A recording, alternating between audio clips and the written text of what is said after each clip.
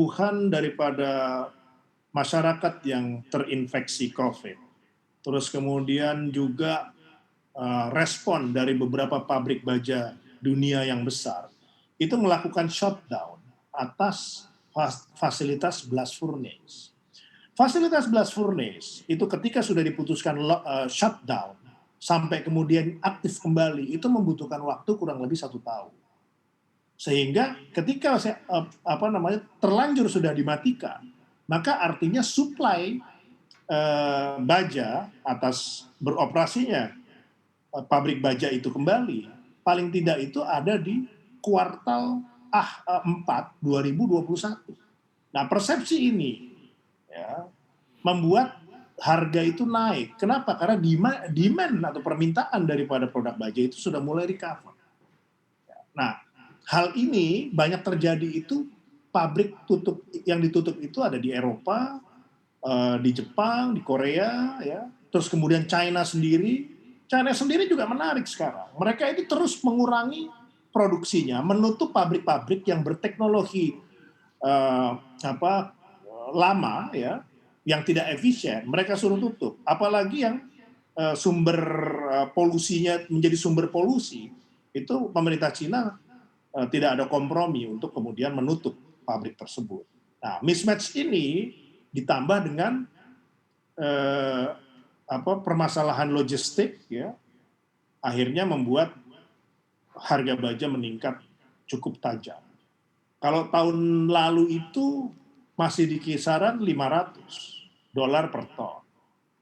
Tahun ini sudah di kisaran 850 sampai 900. Jadi kenaikannya cukup tajam.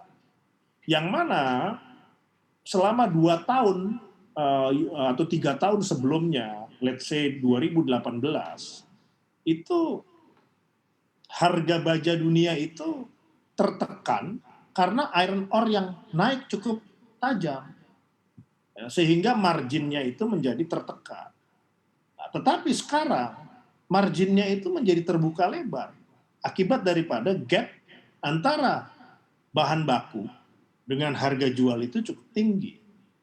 Nah, ini yang membuat satu harapan baru bahwa bisnis baja 5-10 tahun ke depan akan berkembang. Jadi kita memasuki satu siklus positif yang biasa terjadi di industri baja. Nah, ini momen yang baik, ya, dan juga kita telah selesai melakukan restrukturisasi.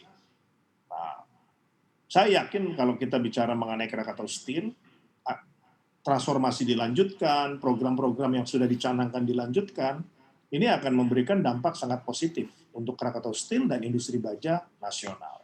Yang terpenting juga adalah peran pemerintah dalam menekan.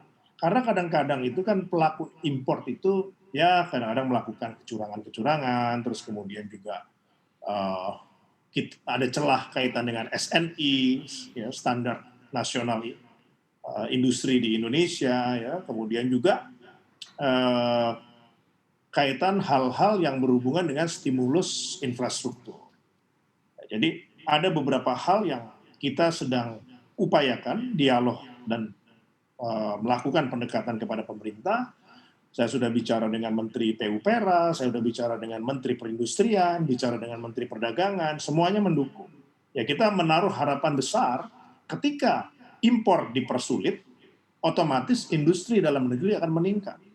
Nah, kemudian dengan dilakukannya restrukturisasi dan juga kemudian penguatan di internal industri baja, maka kita juga bisa lebih kompetitif.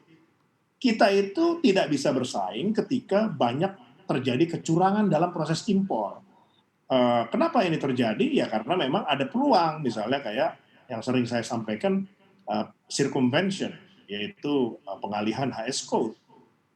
Kalau itu kita bisa bisa kurangi juga, itu udah perfect lah buat industri baja. Jangan lupa install aplikasi CNBC Indonesia di App Store maupun di Play Store untuk mendapatkan informasi dan perkembangan terkini dari berita-berita ekonomi dan bisnis.